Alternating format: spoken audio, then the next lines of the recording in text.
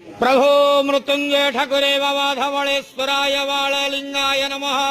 दीपं यदि परं ब्रह्म दीपं यदि जनार्दनः दीपो हरतु मे पापो पूजा दीप नमस्तुते। बाबा धवलेश्वर वाळलिंग महाप्रभु संसार सुखी रखंतु।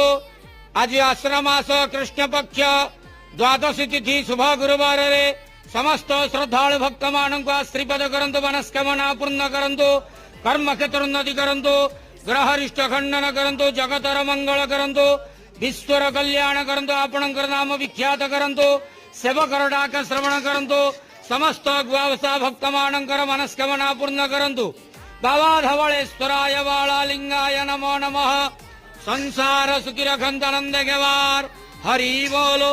आज द्वादशी तिथि शुभ गुरुवार रे समस्त श्रद्धालु भक्त मानक श्रीपद करंतु आनंद गेवार हरि बोलो। बाबा धवलेश्वर